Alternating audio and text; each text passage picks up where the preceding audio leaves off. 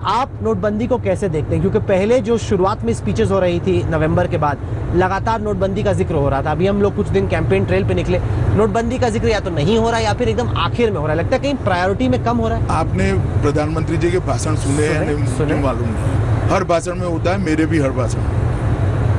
आप चाहते हैं कि नोटबंदी पर ये रेफरेंडम बने? मैं तो चाहता हूं कि विपक्ष उसको मुद्दा बने। आपके हिसाब से? हमारे हिसाब से तो है ही, हम तो लेकर निकले ही। नुकसान नहीं हुआ आपके हिसाब से? पक्का नहीं हुआ। लेकिन लोग कहते हैं कि हमने पीड़ा सही, अब इंतजार है फायदे का।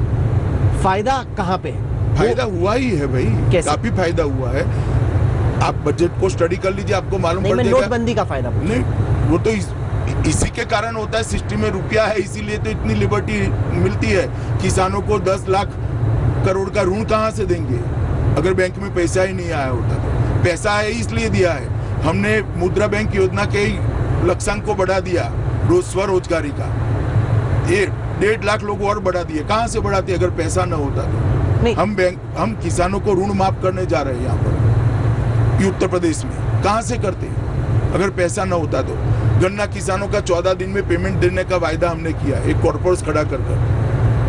ये सारी चीजें इसलिए हुई कि सिस्टम में पैसा आया। नहीं, मेरे सवाल का परिप्रेक्ष्य था कि लोग कह रहे हैं कि हमें फायदा क्या। मैं आपको एग्जांपल देता हूं कि आप रियल एस्टेट में घर खरीदने जाओ, ऐसा नहीं है कि व्हाइट में पैसा ले, अभी भी ब्लैक में मांग। सुनो ना, 10 लाख करोड़ का कृषि ऋण का एक कॉर्पोरेट्स बना नाबार्ड के अंदर, तो इसका ये ऋण किसको मिलेगा? किसानों को मिलेगा। तो किसानों को फायदा हुआ है। स्वरोजगारी के लिए 1 लाख का लक्ष्यांक और बढ़ाया गया मुद्रा बैंक का, तो वो किसको होगा? बेरोजगार को होगा।